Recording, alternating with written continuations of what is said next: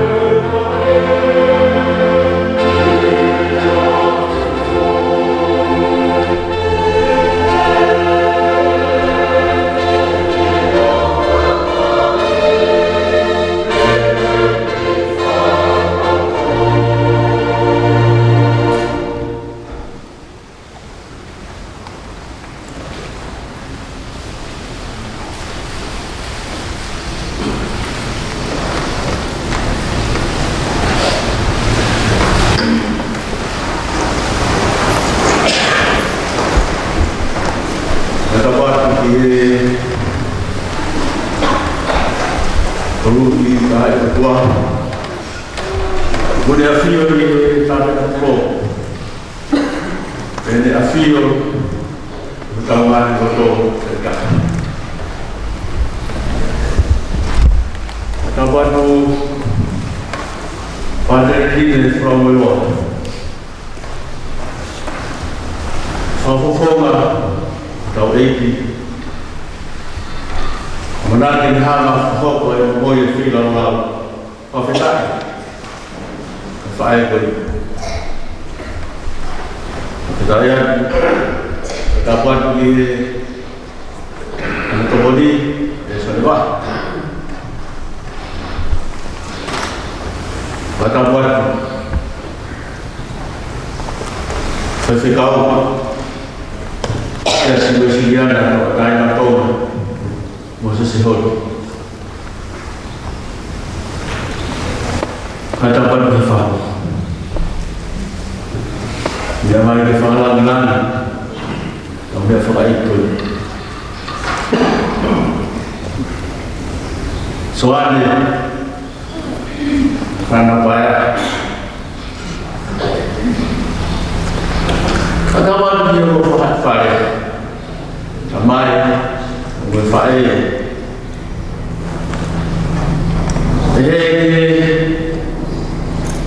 Fahamin bermain Umiak banyak pun Fahau Kata Fafikat Fa'il Kata bertiga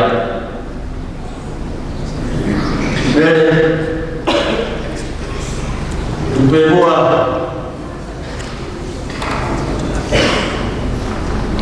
Saya berfamalo, pengayat itu pada negeri orang luar membuat amal di akun, supaya kawan tubuh dan berfaedah. Good morning to you all. If you are new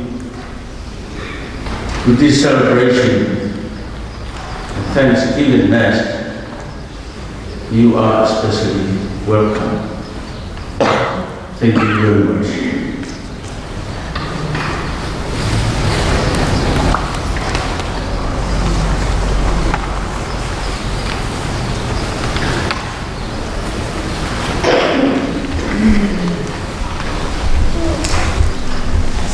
Ia kalaki o e pekia, mele e whanua lelei na.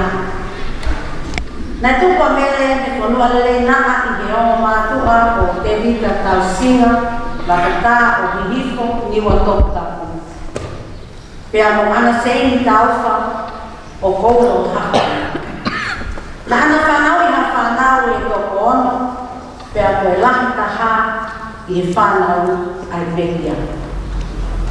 Fika wā ko lana noa i me au wakata, fika tolu ko me polo tau singa, keresi kaliopasi, e tina kano taha, pea motoa kase ai sere.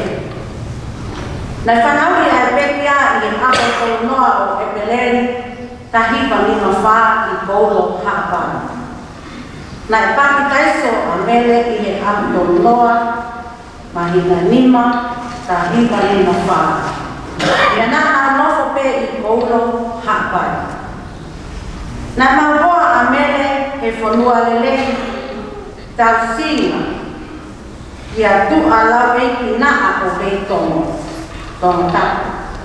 Pea iai e na whanau pe toko taha o soare tangi o la paha Felice naa. Pea moe whanau wohi e toko nima. Pensimani taufa, te ko whasitapu o kamehameha whokololo e hā.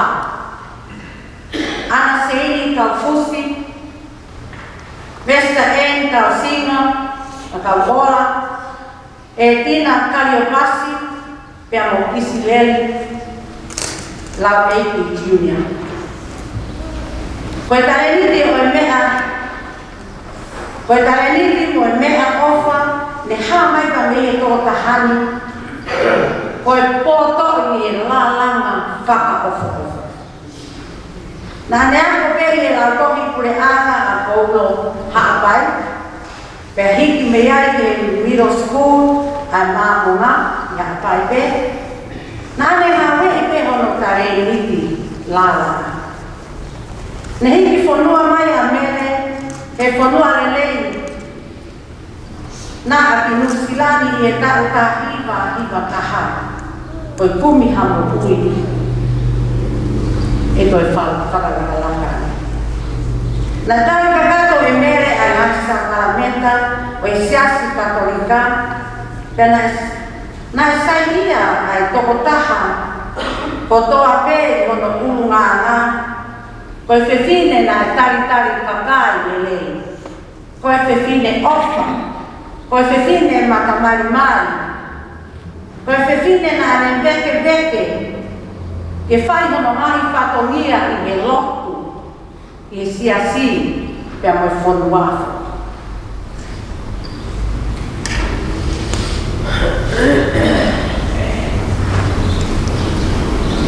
Koe siasi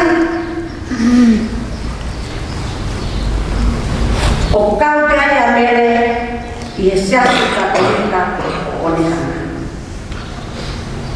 Me a mere he whanua lelei naa. Pea whakatawane ke tataki koe e ki Parataisi ai Jerusalem mafo. Pea koe api mau kone teu mau. Mere he whanua lelei naa alwa. O kuma ofa la ia te koe.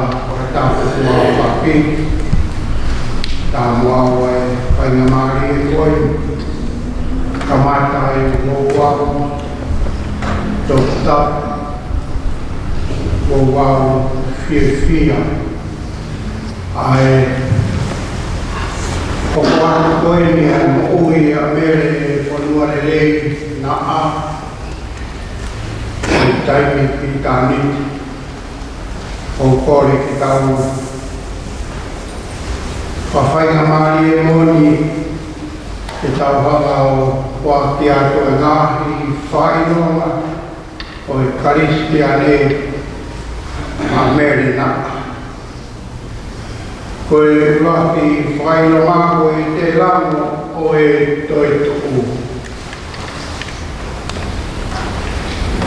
Koe whainoma o Kristo o toi tuku me mate. Ka koe māmaia ke mo'ui I taimi mo I tani. Hei, koe ngau e tōtoi mo oskia verenga. Mele ponua lelei naa mautui moni koe hina e whala ki e mama o Kristo.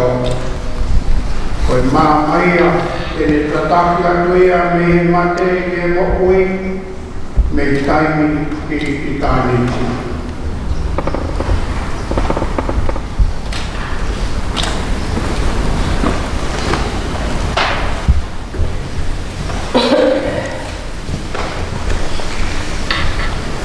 Koe whailoha ono ua.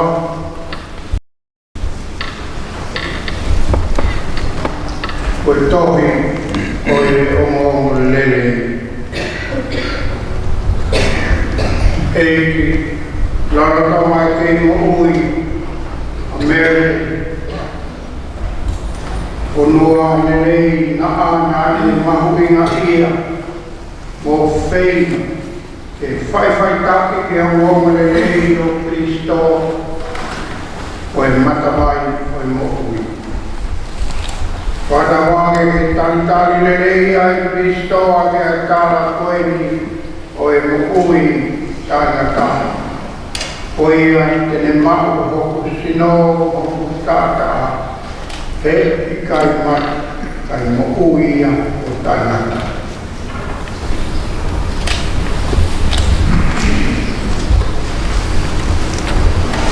Koe whailama kono tolu koe korosi.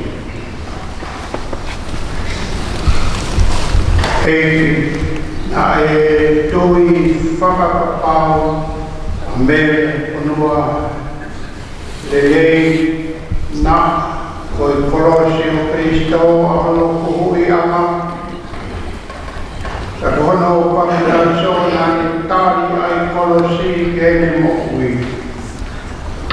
Whatawangi kene inasilewa i e kunai e Kristo ai amahala moi mate.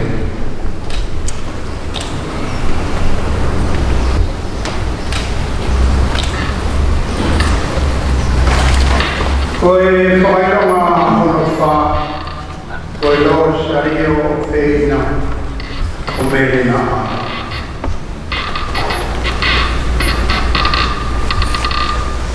Kohono lo sario o wheina na e whai aki ai tau of mo e whenau aki, whemata aki mo e whae o wheina o maria. Whakatawange mere e tatake atu koe he tama a maria ke mo ui tangata mo e whiawhia o i tāmiti.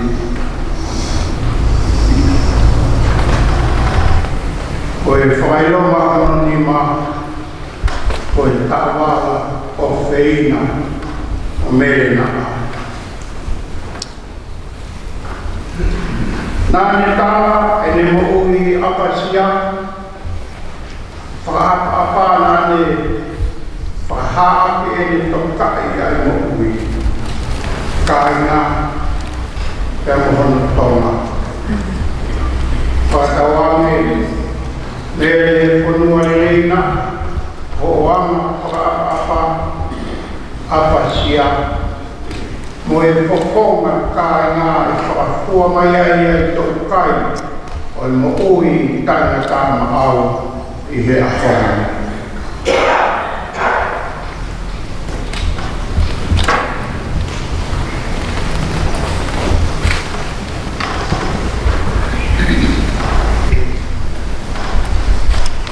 Koe la mai ai mo wau ka mata e kātoa malahi whiwhia koe o e tau whaketa o tuku atu mere whanua re reina i ne hopa tua e mo ui ki Itali.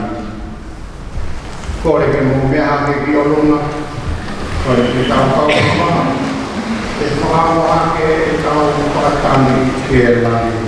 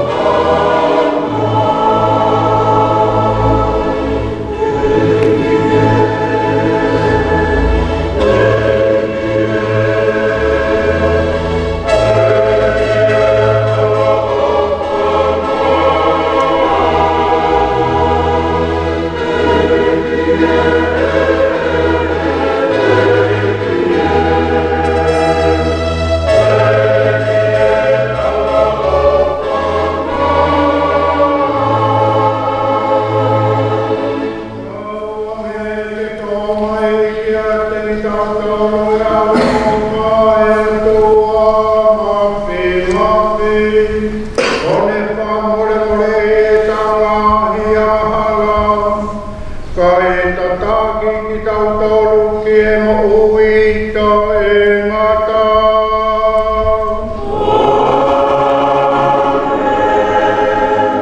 Ke tau loto.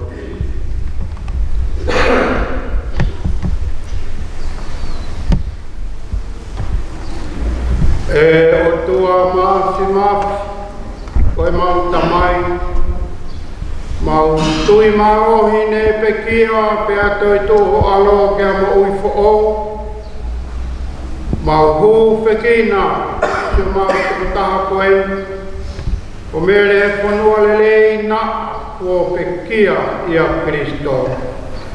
Ha kia ki ia ia whamui, ke ne kau he langi o Kristo ko toi tuhu. Ai e ua whio mo pule whakataha mo koe mo laumari e mā oni koe o toa o ta ingata pēa ta ingata. Amen. Amen.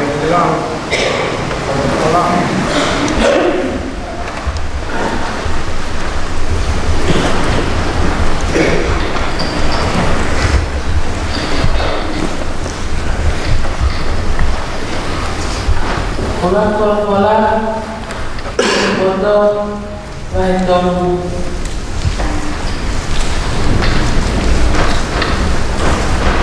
Kakoe na mare o na kaya na tonu. O na e ni ma o toa. Te he ikai na whaka mamahi.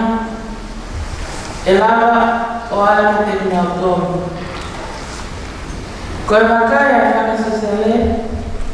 Na nau hawai o hange o mamate. Pea ko e nau mamahe atu o kuha o hange o whakatamaki. Mo e nau awatu me te tau toru o hange o whakaapa. Ka mga noa ki nau toru. Ka pao na nau au sia ha tau tea o hange ko wakai ai kakai. Na koe nau amanaki na e moho i moi tai naka. Ko nau mamahi na e maamaa kai ponu mahua o nā tāpaki. Ko hanga e o tua o sirisiri ki nā tonu mo whakapapau e nā tau ki nā tau whatahi mo hea. Koe o tua, o kone siri ki nā tonu, o hange ko hangoura ki moto umu. Mo tani ki nā tonu, o hange ka whei lau tutu. Pea ka hoko mai a ene a ahi, te nā te tapatapati mo uhuru, o hange ko mo fisi ai kakahi. Ai ahi. Tēnā whai whakamau e nahi pule ama, mo pule he kakai.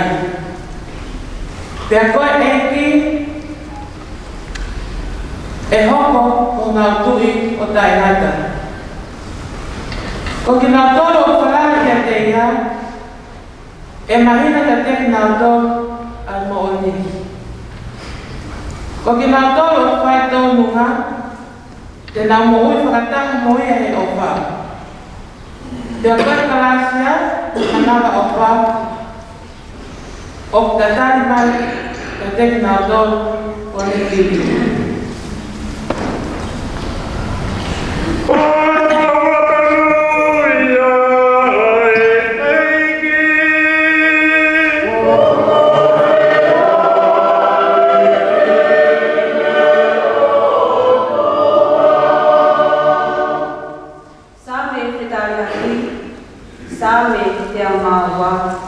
Koe ni no motari.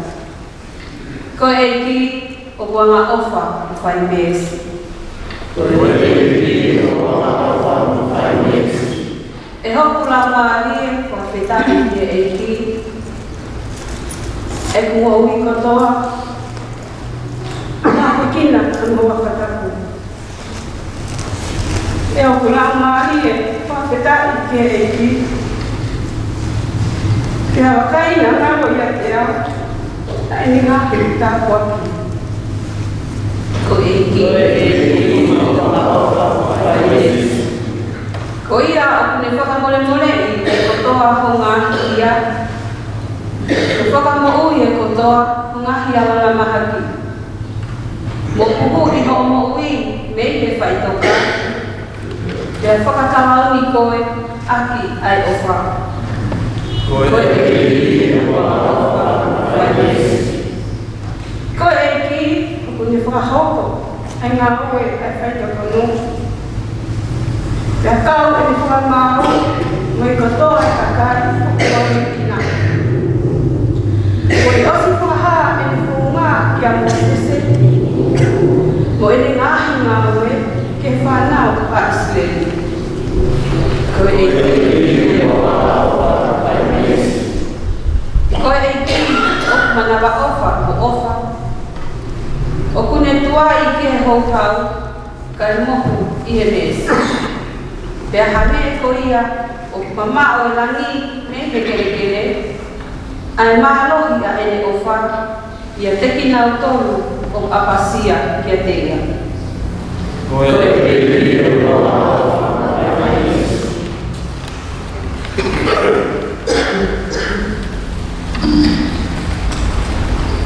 Ono ua e wholofola, ua ko limito paheni. Ko tau sino, o kangeha te niti o tau nofo ai i mamani. Ka o ka veteki a te niti ko ia, pea ko pau, ke oni e o tua, ha tau whare ke tau nofo ai. O pikari ko ha whare, na e lama e ha tangata. Ka ko e whare ia i lani, e tolonga o ta e nana. Fia maa mai pe homo roto. Ko e tau kei nofo i ho tau sino ko e ni. Ko e tau kei mama o ia mi ke api o e ki. Ka oku tau mo ui aki e ki tau tolu ia ai tui. O i kare ko e si o pau. O fia maa pe e tau mo ui. He o tau i lo pau, e sai a noa ki a teki tau toro, e tau i aki ho tau sino ko e ni, ka nofo i api mo e ki. Ka ko e mea te e pū, ko e tau whakaami, ke hoa e tau mo ui, mo hono whina ngalo. O ta tau ai pe o ku tau nofo i ho tau api i he ni, pe i lami. He kua pāwhoki ke whakamau ki tau taha ki tau tolu, e Kristo o whakatatau ki he lei, pe kovi nā tau whai, lolotonga e tau mau ko tau sino ko e ni.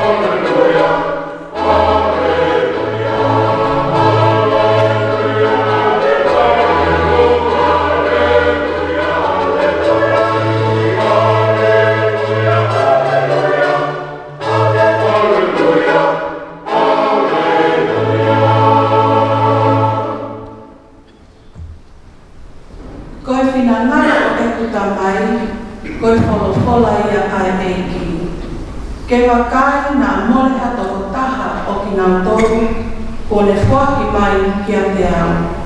Pea ke whakotu hake ia i he aho whakamui.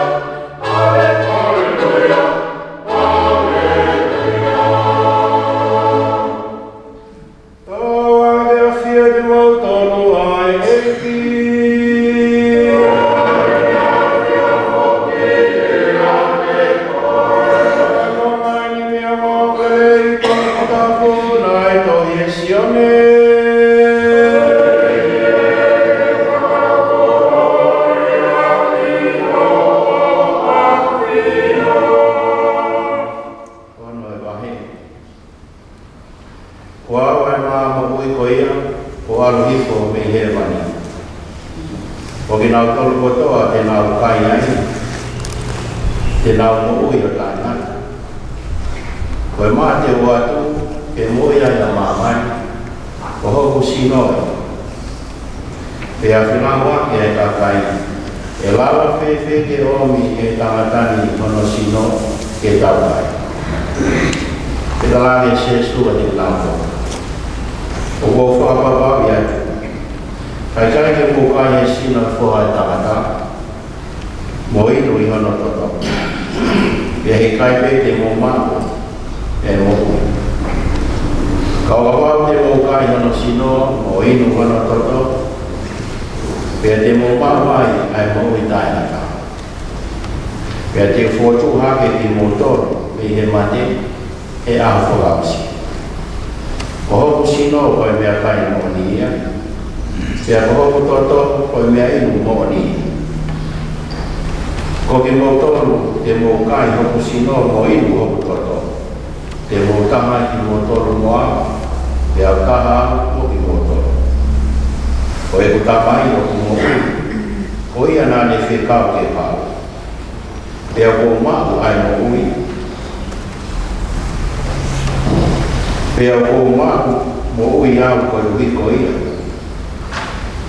Pea kai ai taha te ne kai hoku sino, pea e mo ui ko ui ko au. Ko e ni ai maa nai a hiko mi he mani. O i kai te tau ia mo e maa nai kai ho mo whakakui, pea nau toi maa te pe. Ka koki nau tolu te nau kai ai maa te po atu, te nau mo ui nai peo tai nani. Ko e rea nia se su nai whai, i ka penau, i e whai anga lotu o e ka kaisi.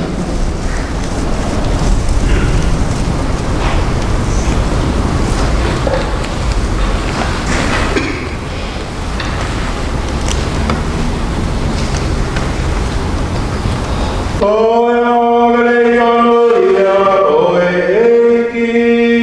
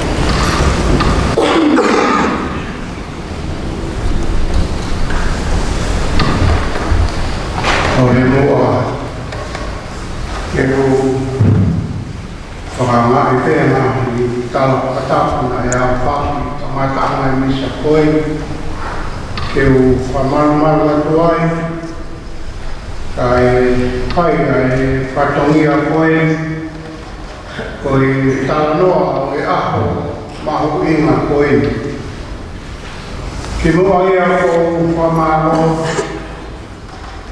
ke kau whai whatongia. Tau lui e kamata ai kātoa wa koe whahonga ai kauna ma koe ni hōna ai hōa koe ni. Whamaro lahi ke hono talanoa pio ka lafi. O mi te lawe mo e whewhine koe ni, mahalo na tau pehepe ku tau pilohi ia. Ko hui ku tau mao a ki konga e tala noa ki ai. Ka pia ia e whamaro ki e historia ofa. O mere he whanua lei na a. Pea ku whakakaukawai ai e tau tu Amerie, tau amanaki lelei, ki e tukutala ku whai he sia si, koe ahoni, koe aho, o e whawhita, o e whamalo. Whamalo ke o tua ke ne whai ai ngau e kawhakafa mo whakafu o whakoe, e tukumai ai kaunama koe, mohono whamiri, mohono kāinga, hono kolo, hono whanua. Kina tō ai kau holomu, ke tau kau ngā whanonga moia. e ngā hita koi. O tui koi tolahi a ki tau tolu tau ai tau anga. Ka potu iau te umahina mai a na aia, a tu aia me kau wai e tama ai te fie ala, pai ake te awa e a me. O tolu na mo whanonga kukataha me o mātua koi. O kontui o kau kukataha he fia. Ko uhi ko i unioni koen nei ki whakamā vai o whakatayu a honi o whakakata. Ta koe a ko whai maupea e whakamālo he ki te ngai ngā ore rei o kune whai ma i tanto. Koe a meni ko whai tau whepo koakia. Whakamālo ke o rungatua. Kakalei o tau tonu. Peke tau kau mai i he maalari whakamata whare koe ni a whanui. Amaro ko i koe o tuku mai ke kau mo i siasi ai kāinga he lotu o mere o nua lelei na a te nau kau aku na kātoa. Pakotui koe a te heni o uri o siasi. Ko hi koe ngahi whakakoloa. Pea neo mana i nima ki he o toa mere. Ka koe ngāu e tonu ia e ki e ne whoaki na e whakapou mai i he lelei o mere. Au kai ke pūri kai ke uma ki he tangata i ki koe a mere. Ai ngahi tānoa he ne tōnga whakaofa whakasosiala. Ki he lelei ai kāna. Kai angoange ai ngahi tāna. Pea koe ne whai ai whiri o e whorowhora koe me ko speria si o ne wahe o no e tānoa o e eukarisia. Ai he whiri a mera ai mua e whakakau nia. Na ke oare hana nofo anga i he taumawha wha o si ke tautu ai. Ke ne tari ai ai sino mo e tātaa o e ki. Pea ko whai ai pore o vi ko e aho koe. Hange e puto matakakano mai. Ai mono mo ngahi tāpua. Na e whuaki he o tua ni maaki ai kia si ke amatia e mea. Kono no ko ama i he ki loki o runga tau maka whakaos o mohe ai eki. Pea koe a honu o tui o kumoone ki Talanoa me i Afrika. Tokua koe mateo ku whakatatau ki hama paki. Waki fo i whetuku me he langi o tō hifo ki māmani. Pea kuhina ni hifo ki māmani ke talatala horo he kāinga o hoko ai mea lahi. Koe māworo a tokataha. Koe tala whekau o whai me he langi ko ne whai ai tūtu onu e whoki ame ai kaunana koe. Koe whoki tau ki i lea tōka ki mapaki e whaa, kai toki ala, ka ke mea e kou lawe, ai taha koe ni. Ki matala i a kau, whaka ofa ho tau whanua. Ai whaa. Ene kau ene maro ene lao puke pe hono kumani hono manongi i roto i ateia kaware wako paki tai toki ala tau toki kau hono i kia tala noa o e ngangatu o e foi wha pea upehe ai ahoni tau te pō api aka mo Talanoa e si whaofa. O mere he whanua le lei naa. E le tōma horo mama. Whaofa. Pea koutu i kuia i tokola. I kai ngalo ni pēa meri a kina tolu. Ka e tupu. E tau whai pēa e tala noa ki he kaunanga koe. Ka koutu i kuia i fia ai. Ki nau tolu. E nau kaunga whanonga. I wao. Pea o mere onua lele naa. O kuhihi kia me whatau le o he lotu mo i hiwa mo i whawhita ki he eki. Ko i tala whungani o e ahoni.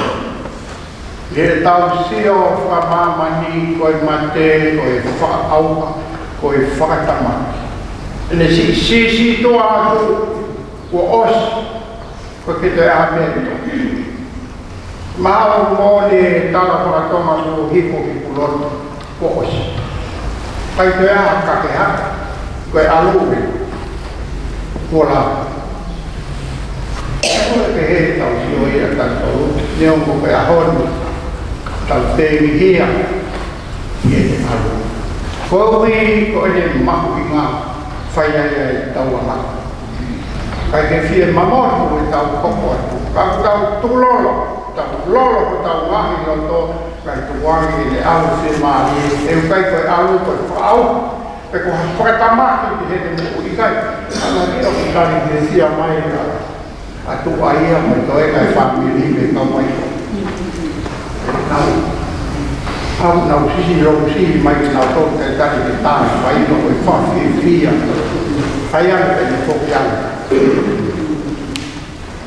Ka koe ahoi, koe tala, ofa ia e wholofola, neongo kamata aki koe holoki o he teini. Ka hoa e ngalo ia tau tonu, ai tala ofa, tala kumani, ai wholofola, ai whinangalo e ofa. Kalama e teini ki o e māma koe ni nei whatu he kakai e mātu, koe kakana. Kalama, toi ai me teini ki ai kaka. O langa ia he o tua, a kai ke langa ia a ki ha mea au. Ka koe a ka tau, te ihia, koe maa wai le whakamo meni. Ka tau toa meni e, e tau toi whitau laki te. Kai koe tanga au, nā ua whai a ea. Koe tala noa e koe speri a koe koe tahai ni nahi tala noa maari e kai ke ngata pe maari e hono whaki, hono whakahoko maari e moe a takai nei taria asi ai whaki whakahoko koe ni me sesu ene mo'ui ke hoko ma'u anga mea ka poni ma'a koe, ma'a me ke mo'ui tainata. O koe kai kaka mo ui e sensu, ka kona pārwhea, ka ne langa e hala whakakawa koe ni a korosi aku, me he matura auha mo mate ke he mo ui tainata. Pea ne omi a eni mo ui, ahono sino, ahono tānata. Ke la langa ai hala whakakawa ke fōu me i taini ki i taini. Pea ne whapau e ne kaua. O tui ka mea ea na si wiri tae o unua me ngai ta. I ai mua ke tani e. Hawa i o soani. O manatu le rei aho na tani e kia. Pea ne o mo ne mua mua atu ne. Atu aia kuhora ia mi mamani. Kana atu e whakatape mua hei e na tari ai sino mo i tātapa e. O manatu na putara noa i kia me manatu o urak falai te hewa hoko atu koi ni tenga le tali he ka pau te tali o higa koea ngai ki tala ofa tala ono na whai ke siasi i kai te ke mate koi o lewa o whakakakata ofa ai otua kia koi Haro ke ni ua Tamai Yesu ni ulele ki whare maha o tā kai loro Koe whakakakata ia e ofa i siasi e ni ngahi wau te fito e moku i e fitu langa ai whare mahu mo kaua i siasi Tā kai loro whaosi Whakakau ia te whanonga ke aku i tāni. Ke kai hera ki mua pe atu, te ngata e whanonga ka e lue pe ki i tāni. Koi ia, kai te tau Moses, kai ngā o mere, mo mea mai ki he pare tako Oi eki ki tau kau whataha i he whakaheke mo whakolau whanonga koe ni me taimi i tanga. Mau whia katoa pē, mahina o pēki mātoro, lava lelei pē patongia o e whaiwhekau taupi o whalokia koe ni whada pope. Awe e whamaro kia. Lapa lelei pe mo e whatongia o soani. Ke hoko e aho koe o tātoanga whia. I don't think I can summarize for you to not understand Tonga. But it is a great joy today that you have all come that we celebrate the life of Mary. Usually known Tua and Mary and Soane, their adopted family. They were a wonderful couple. And Mary, who has last journey with us, now leaves us and moves on to her beloved husband, Tua.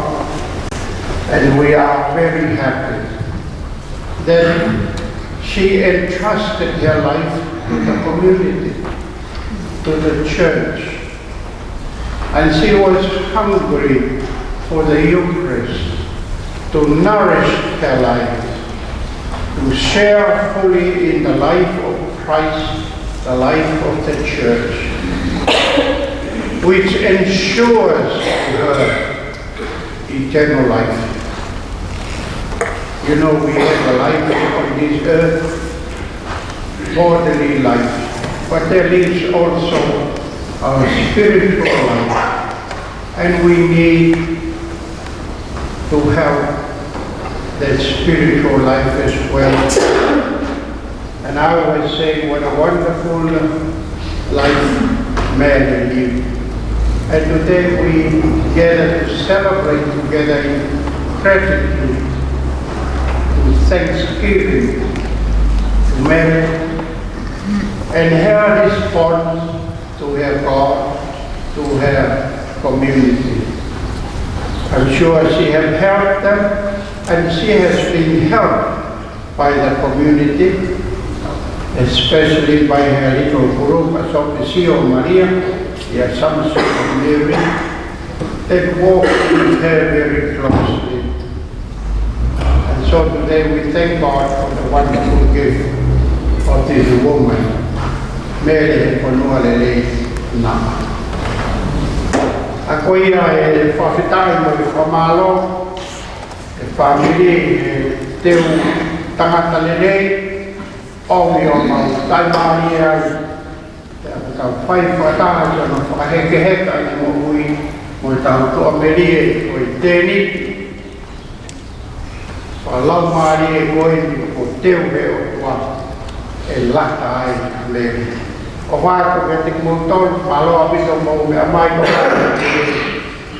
Pahu, le amai ke whalangi langi I ai kaunanga. Ka mo mea hake a mua ke orona, whai e tātai kore pūwhaka.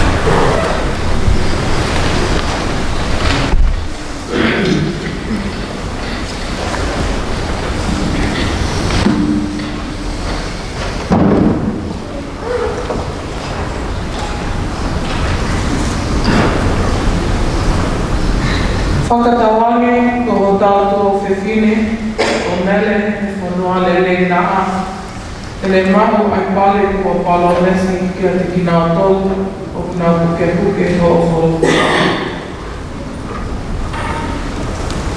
O kumakole i e tui.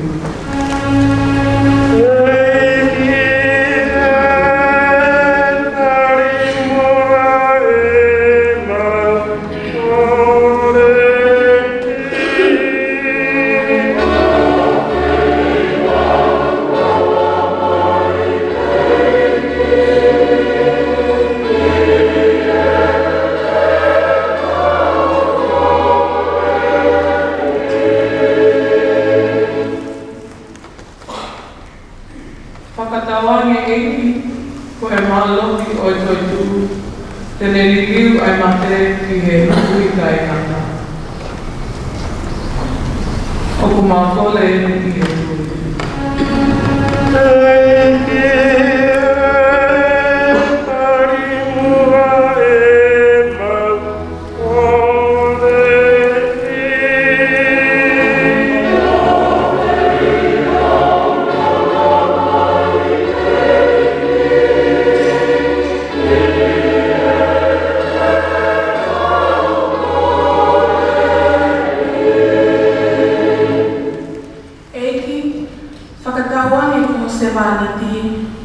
Tene inas whakataha moho kau mā oni oni. Ai whiawhia mā moe nonga o langarani I ho a whio anga. O ku mākole I he tui.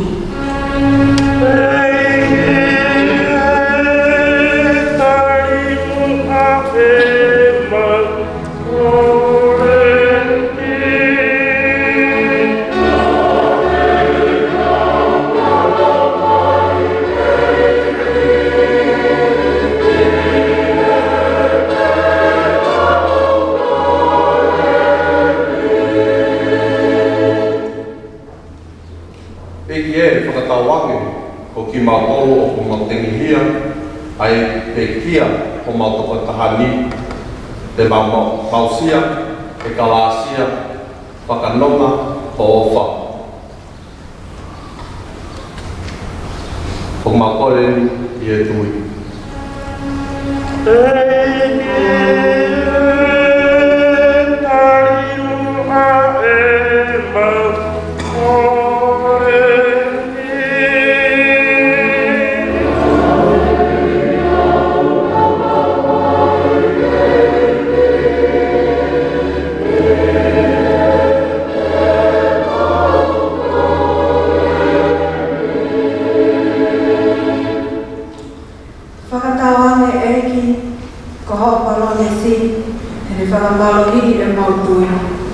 Ke mamo ui, mo sioki ai ke ai aho, e tot whakatata hai ai ki mautoro I hewani. O ku makole eni I he tui.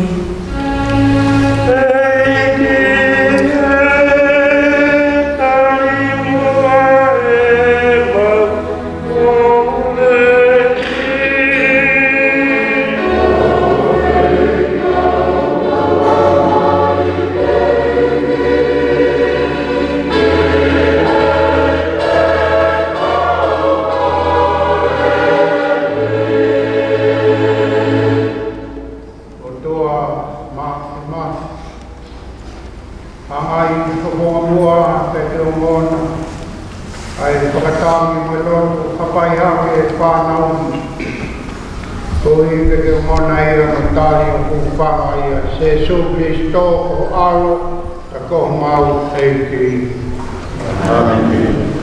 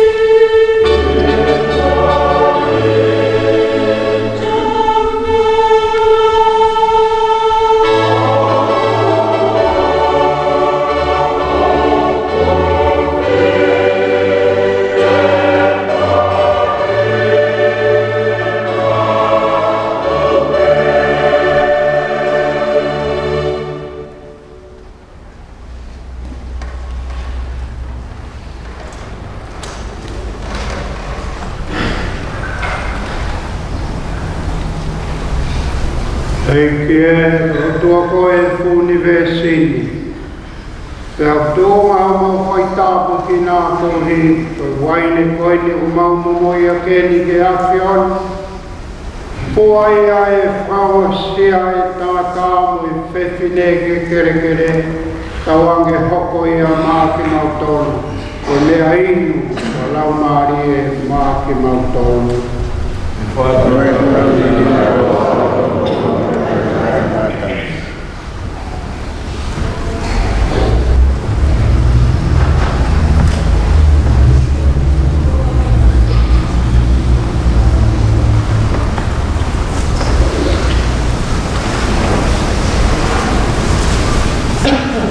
Mo kore kainga, kou henge hoi poai, kanaro e atua, ki he e tau peilau ni. Io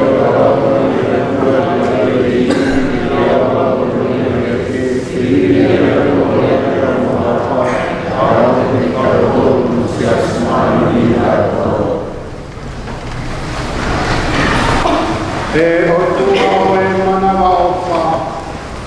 Whakatawange koe mau whaira wau e wha viki ai moi huko eni o e merino. O mea i sio mau tu whine koe ni ko mere tu. Ke kāno kato e mo ui whakatoi tu mau kore ni a Kristo ko mau e ki.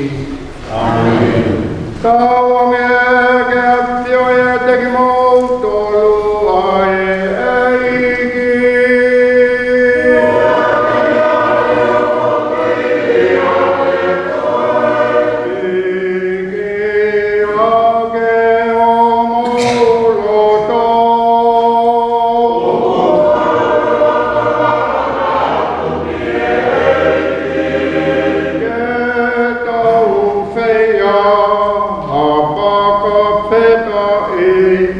Que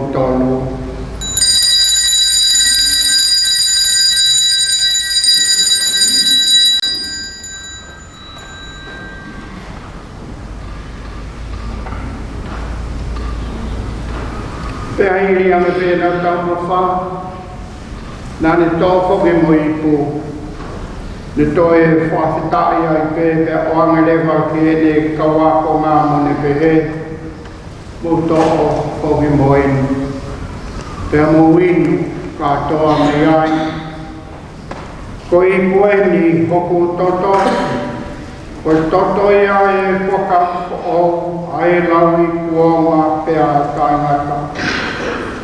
Pēni ringi e pohia ko e uhi ko ki mautoro pe a mo takai ko toa pe e whamore ia e ampala. Mo whai eni ko hoku whamanatu.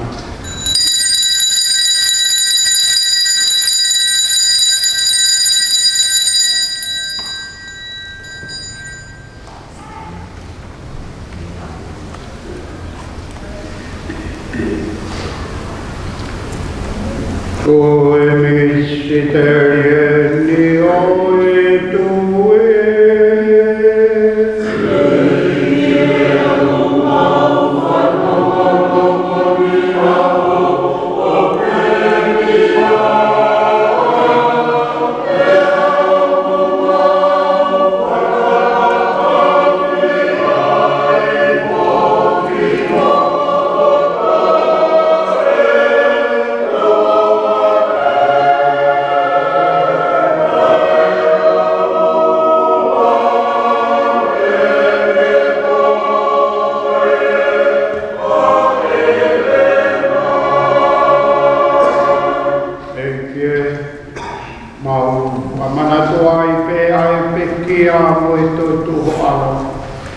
Te koe aku tōnga e mau mui e keni ke action, ai mau e maui e mui pufoki o e hoho i tāngata.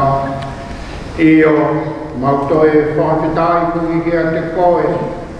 Kau i a koe ati tau lalo e action. Tuhu mai ke mau unu at, ke whai e tauhi o e action ai rotorotonga au e ki.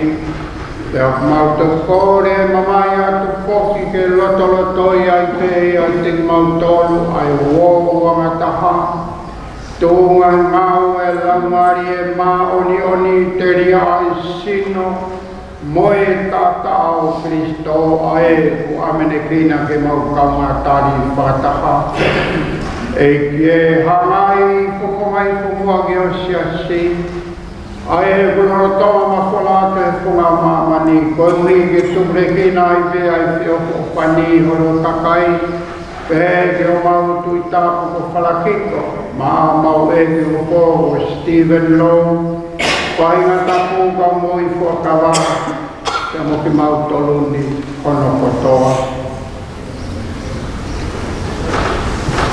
E ki e ke awhio iange mua, aho kaunanga koe ni ko mere e whanua le leina a. Hai ko ke ui kia ke ne hiki atu me mamani i he ahoni. Te ke tuku mua kia tia o hangena i kaunga mamahi mua lo i he ne pekia. Ta wange whoki ke ne toi whataha moia i he ne toi tu. E ki ke awhina e mua, o mau kainga koe manau toki maalolo mai manaki kia toi tu. Kai mai kai ngā piti a kua pēko hike nā mātā i ai hulungi a whawhunga. Ka whitau lalo mai mua ka tiki māu toroni hono kotoa. Koi ui ke māu ka ngā māu ai moi tāi na tā. Pada mo Maria we whae tā pō ai o tua. Sanga to so sefo ko hono hoa ka apostolo mono ia kai mai ka māna ni fua pē. I nau whakahoi fua e a whiona i laloni. Māu whakamiki ai koe mitu koloria ki o a whio. Tunga peo alo ko Jesu Kristo.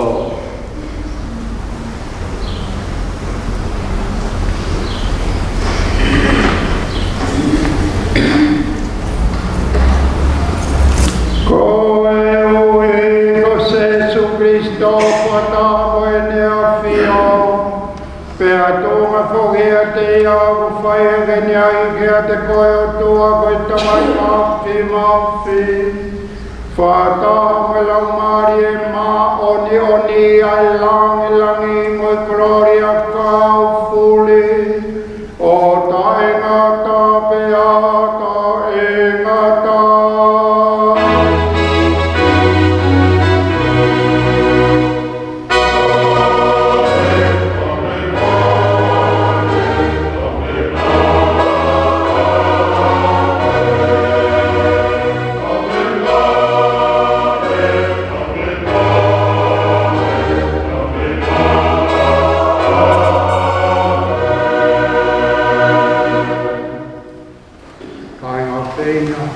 kata dua geoloma tau rio kata tau rio pia loto ino hino iai tau tolo eso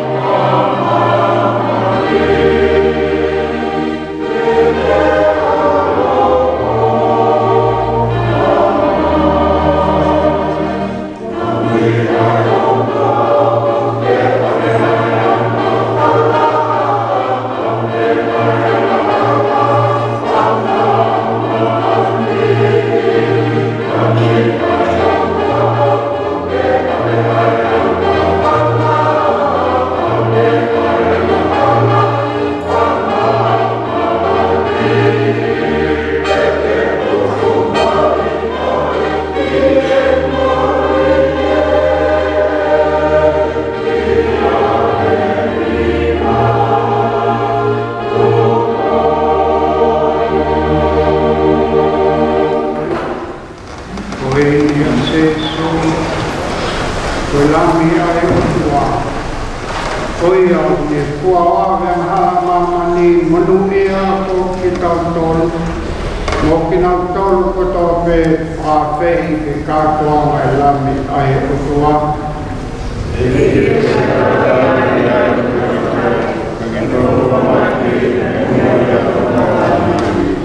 Sino mo e tata Kristo o teu tau tolu ke mo ui tānaka. Amen.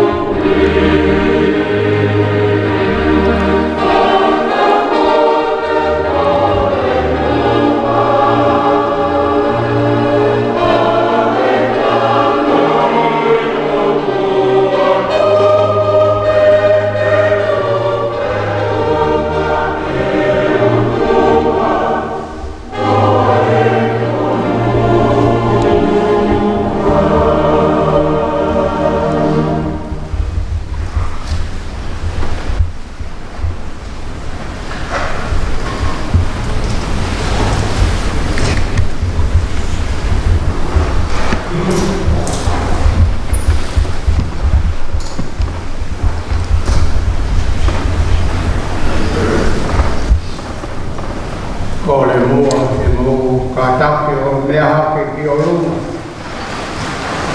Mai tau rotu whakata hiria kōmi o. Ei o tua.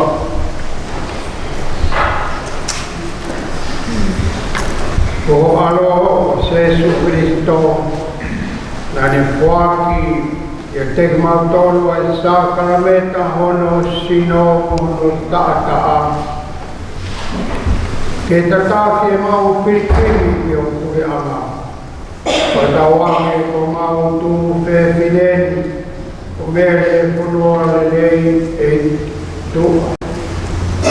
Nani inasi e kaisia. E hoko mai ai ke kātoanga e mo ui a Kristo kone toi tuku maa ki tau tonu mau kore ni a Kristo ko mau eiki. Amen. Kore moa ke mo mea i ke lau whai ai o wau a whai e kasi e mea e ka pe whai no kaha ere ki whai toka.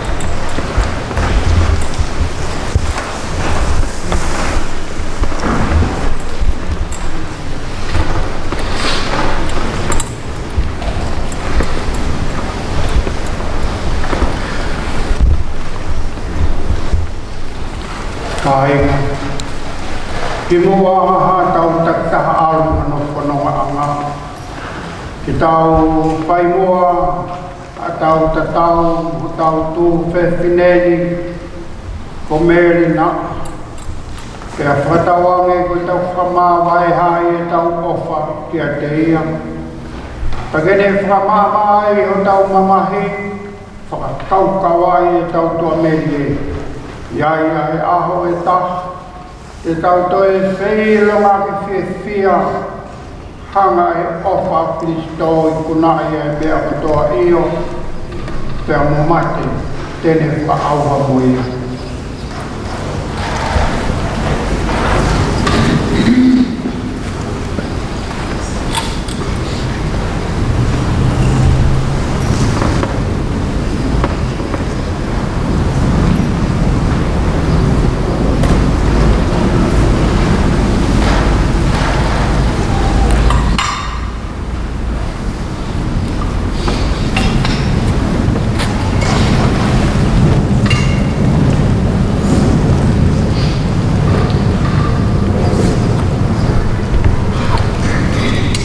Mere koe ni ai waita papitai so api koe.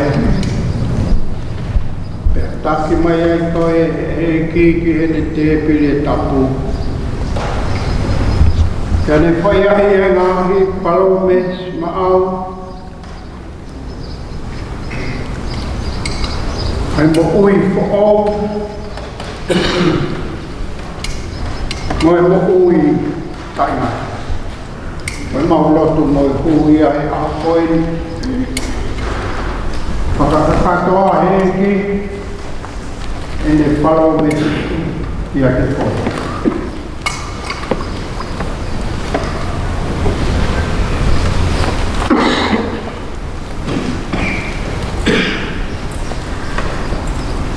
Mere koe ni a inse so.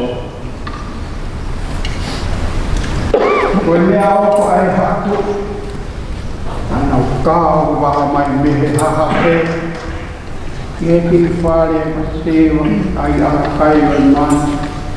Pete te ma. Kohi koe ki wale wale. Ai kohoto. Ke tāia ki muku. Ke kāpito. Koe whai whatongia. E ala mo manomi ki he otua pea mo e kakai. Pehe e maulotu he ahon meri o o whai whatongia i tai. Kai ngata bene alaha ki he otua mo kai ngā pehe poki i siasi.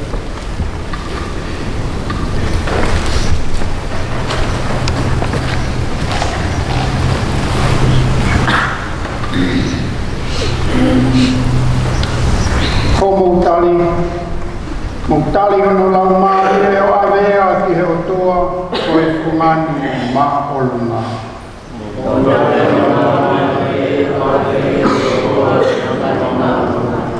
Mo omi ka ma oni oni ai o toa o toko ni a meri. Mo omi ka wangelo e ki o whakawhitau laki ia.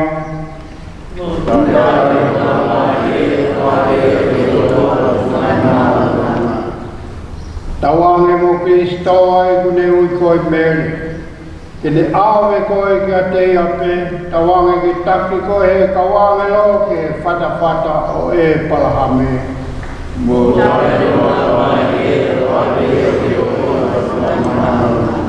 E ki e tawange mo ki a meri ai si mari e taingata. Ta kene hulungi ai ho mama o taingata.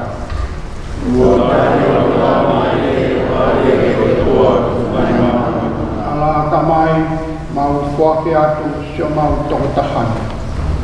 Ki o tau kupu inima, mau loto tolu ngā whakatau mo ki ngau tolu kunau pekia i a Kristo.